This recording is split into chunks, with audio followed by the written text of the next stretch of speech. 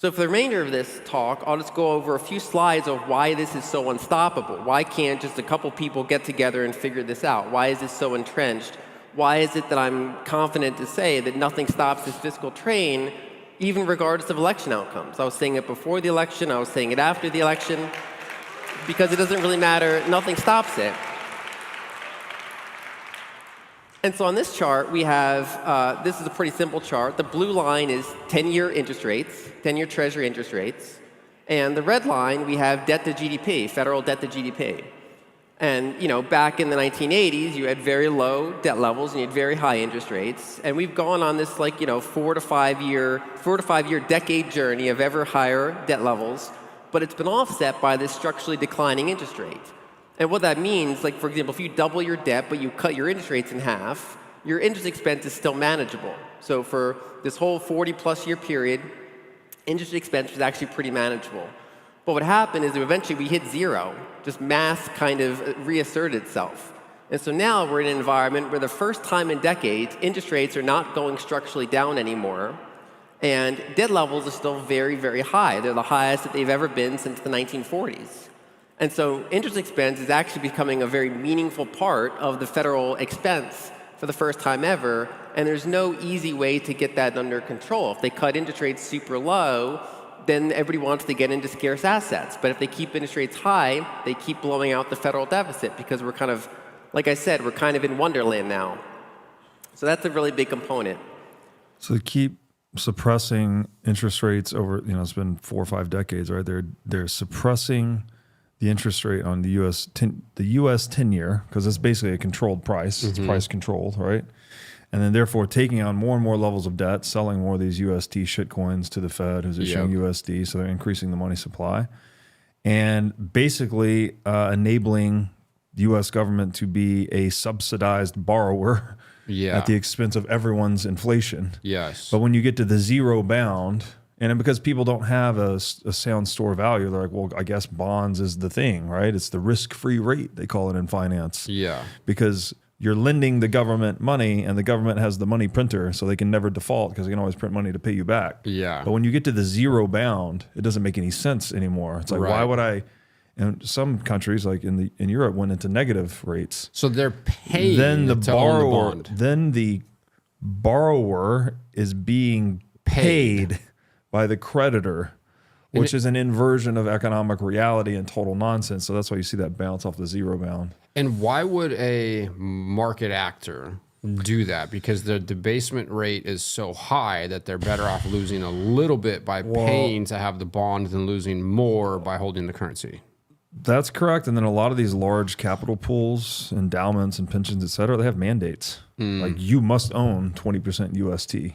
Okay. And so there's that whole game. The government's just been basically taking advantage. Tentacles everywhere. Yeah. Oh my gosh.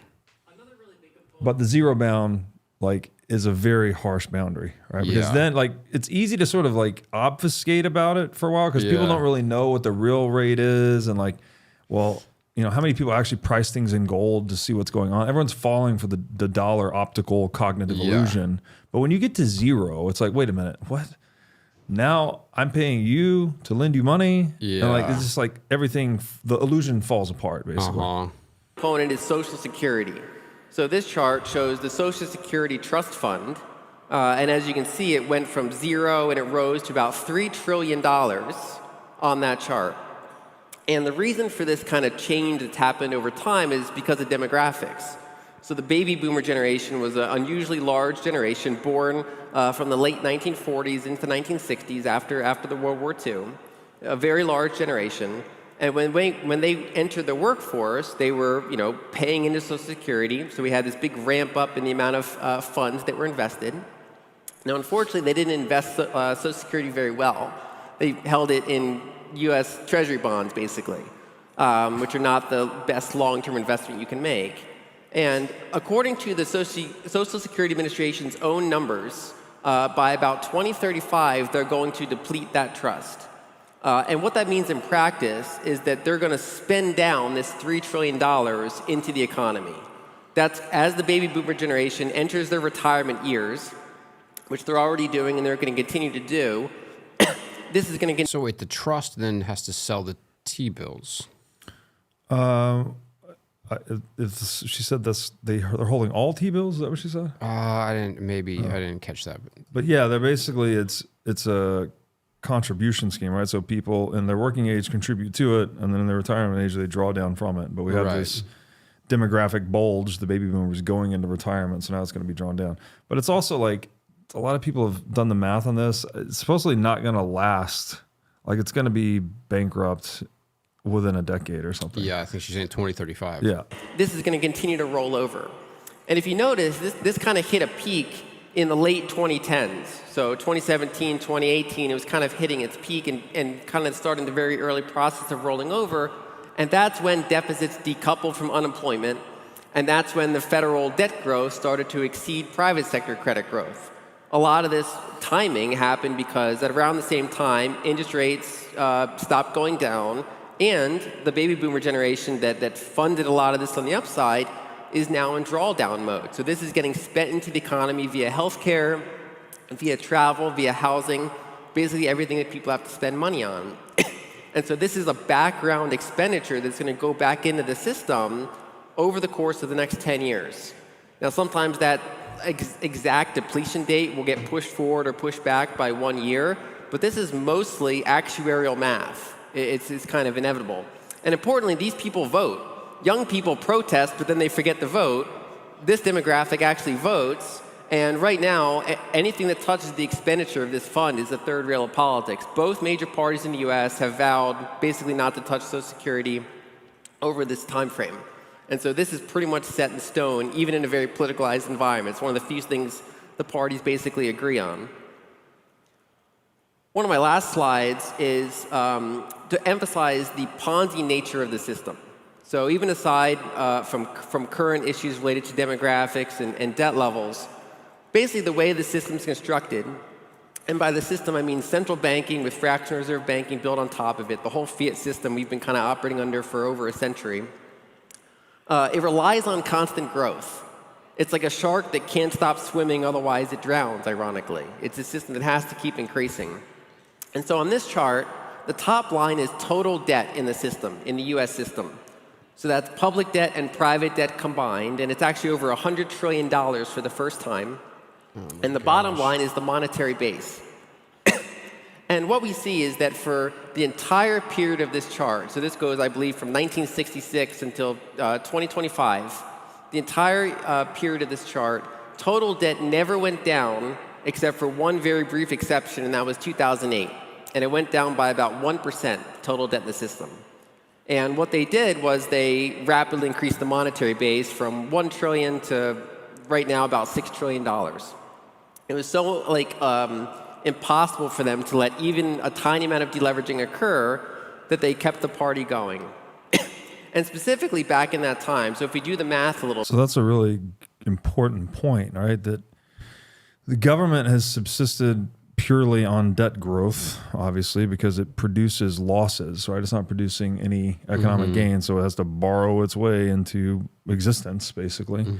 And then even when there's the slight retraction in that blue line that you see in 2008, that the monetary base explodes. Yeah. So once they stop directly borrowing, they have to start printing money like crazy, which is really just another form of borrowing. But yes. Obviously, it's different. So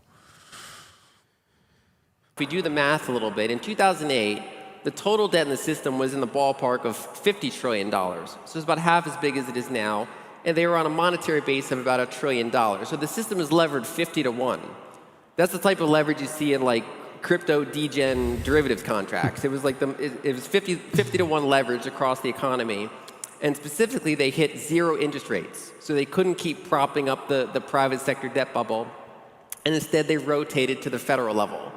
And so that kind of shows how sensitive the system is.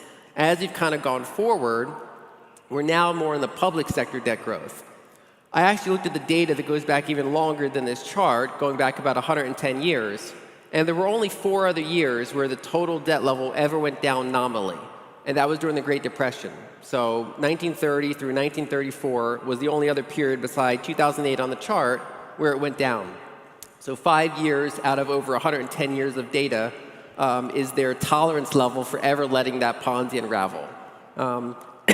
And that's just kind of the system, that's the math that we find ourselves operating in. And that's the big contrast that we have to Bitcoin. So for my last slide, we don't have to focus on the details here, but just by looking at the shape of these charts, these are century-long charts. And so my main point with these charts is we've actually seen this story before. We've gone through something like what we're going through now in the US one time in the past, and that was around the 1940s. So the reason that debt growth is so smooth historically is because when they do finally run into something that actually challenges it, they rotate the whole system around, and we're going through it for the second time. So basically, you have a private debt bubble buildup, and then you hit zero interest rates. So you can't keep adding more and more on to the accelerating private debt growth. And then what happens is you find yourself levered 50 to 1, and you start to unravel. And how do you unravel a system that's levered 50 to 1? The short answer is you don't. You just print more base units, is how they always handle it. So what that happens... And the very important point, instead of defaulting on the debt, you print money, which is that's an explicit default if you just default on it, right? Oh, we're not going to pay the debt. But by printing money to pay the debt, you're implicitly defaulting on the debt. Yes. You're making savers pay for the debt via inflation. So this is what, like, inflation is you, private citizen or dollar holder, working longer hours to pay for your government's mistakes and misallocation of capital. Yeah, it's like the government is fiscally irresponsible, or they're making bad business decisions. It's like they're driving this business endeavor off a cliff, but the people driving the car don't die. It's innocent people who are working in the economy trying to be productive and sustain their existence. That's exactly right, which is reducible to lack of skin in the game, right? Yeah. It's like the mistakes they make hurt other people. So crazy. Yes, which is the exact opposite of what you want in any functional system, right? Yeah. Those who make the decisions and take the actions should bear the consequences, positive or negative, right? Risk or, reward or penalty should accrue to those taking the action. That's how it works in private markets. Yeah. That's not how it works in the quote-unquote public sector, which is really just the statist mafia. Yeah. Right? They're holding guns to everyone saying you will use this currency as legal tender and you will also pay your taxes or we will throw you in jail. Yes. And if you don't abide by that, well, even if you abide by that, you still get victimized in this scam. Yes. And if you don't abide by that, well, then you deal with the explicit consequences. That's why the government just gaslights the shit out of everybody. Yeah, it's just a mafia. Yeah. They switch over to federal debt growth, and they switch over to running massive federal deficits, so that even as private sector debt levels eventually kind of mellow out for a period of time, it keeps growing on the public side. And that tends to be more inflationary, and that tends to be more persistent. Because as we get to the point that I mentioned before, when the Fed raises interest rates to try to slow any of this down, they blow out the federal deficit at a faster rate than they slow down bank growth.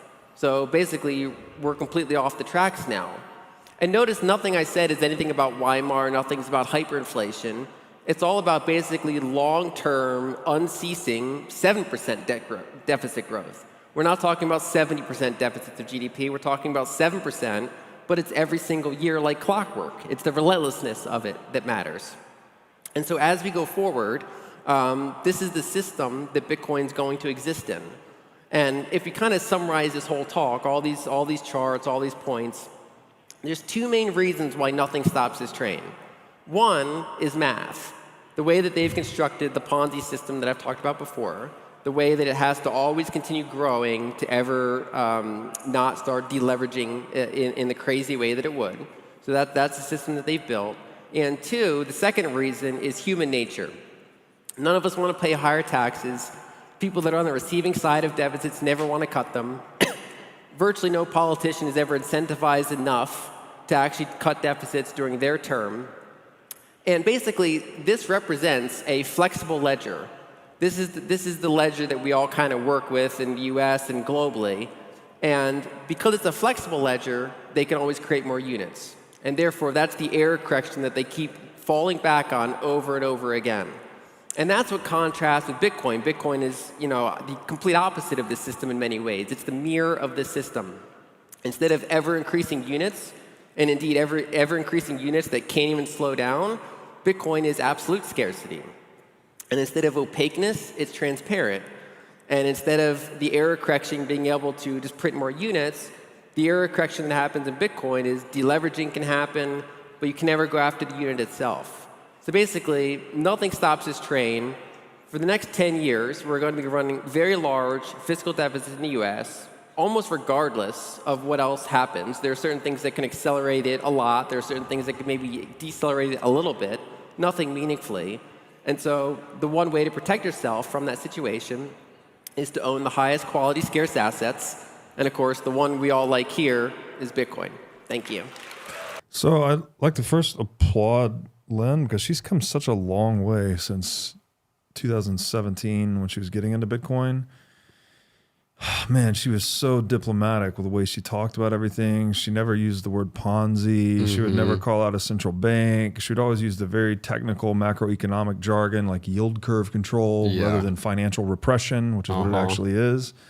And as you could just see her like, or at least I'm noticing, I don't know, maybe I'm wrong, but like, it seems like she's become radicalized a bit over the years about the Bitcoin thing. And she's now, the Ponzi and it's, the truth is coming out. And like that was something, it was always a point of frustration with me with these macro thinkers as they would like talk in all this obscure language and like it's inaccessible for people. Stuff. And I'm like, why don't you just say what it is? Like, it's just a scam. Like, it's just get it out. You know it's in there. I know you know it. Like, just say it. Yeah. And like, it's so nice to see her like creeping towards it. But I still think I would like to see Lynn go a bit further where she's saying like, okay, they have to attack the unit, like they have to inflate, they have to print money. It's like, okay, well, what's behind that? What are the actual social and economic consequences of that money printing, right? Yeah. That's something we talk about a lot on this show. And it's easy to just say, colloquially, you can just call it money printing. But the reality is widening wealth disparities, right?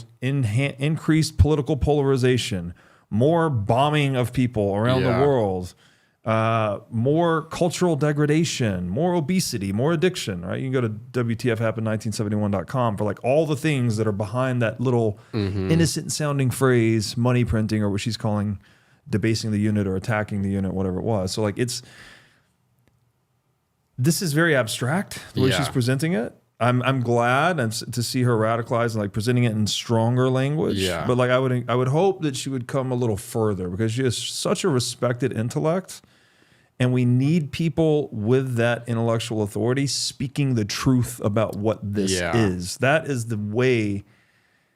That is the best way, so far as I can tell, to get people to wake up, other than getting sats into their hand and inviting them to go on their own journey, which even as part of their journey, they're typically going to look at someone like Lynn Alden. Thanks for watching. If you enjoyed this episode, click here to find more just like it, and here to find our most recent episode. Also, make sure to like this video to help shine light on the corruption of money, and be sure to subscribe to this channel to stay connected.